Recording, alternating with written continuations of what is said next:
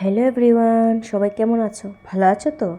তো আজকের রেসিপি আমার পনির বাটার মশলা, যার জন্য আমি 2টা পেঁয়াজ নিয়েছি বড় সাইজের, একটা টমেটো নিয়েছি।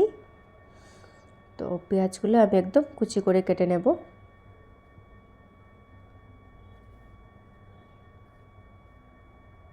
এখন একটা পেস্ট লাগবে আমার, যার জন্য টমেটো নিয়েছি আর 2-3টা শুকনো লঙ্কা আমি ভিজিয়ে রেখেছিলাম অলরেডি, ওইটা দিয়ে একটা পেস্ট বানাবো।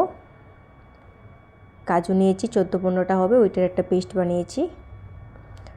প্যানটা বসিয়ে মাস্টার্ড অয়েল দিয়েছি, তার মধ্যে 1 চা চামচ বাটার দিয়েছি, গোটা জিরা, এলাচ, লং, তেজপাতা, ওগুলো সব গোটা মশলাগুলো দিয়ে দিলাম। একটু হালকা ভেজে নেব। তারপর কুচি করা একটু রসুন দিয়ে দিলাম, 4-5টা হবে।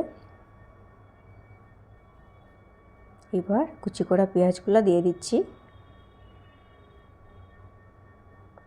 ভালো করে ভেজে নেব।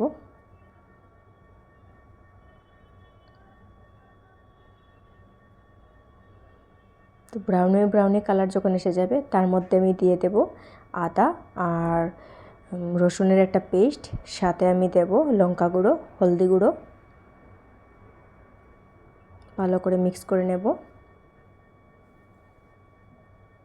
তারপর দিয়ে দেব ওই টমেটো আর শুকনো লঙ্কার যে পেস্ট বানিয়েছিলাম, ওইটা দিয়ে দিলাম। পরিমাণ অনুযায়ী নুন দেব। এবার আমি ইয়োগার্টে 2 টেবিল স্পুন হবে ইয়োগার্ট নিয়েছি, সাথে দিয়েছি ধনিয়া গুঁড়ো, ওইটার একটা মিক্স আপ করে সবগুলো একসাথে মিক্স করে নেব।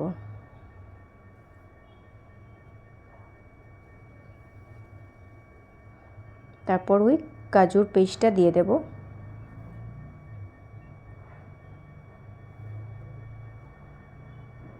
ভালো করে একটু কষিয়ে নিতে হবে।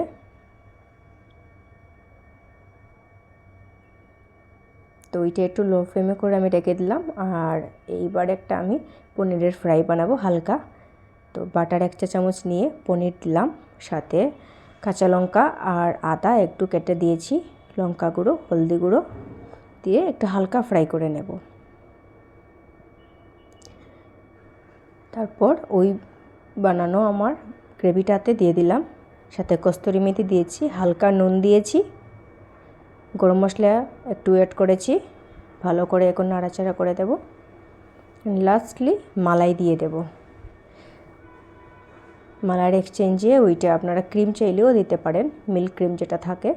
তো আবারও ভালো করে মিক্স করে দেব। তারপর জল দিয়ে দেব ফাইনাল।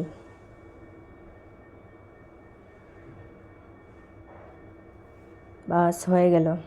বাই বাই, সবাই ভালো থাকবেন, সুস্থ থাকবেন। আবারও দেখা হচ্ছে অন্য আরেকটা ভিডিও নিয়ে।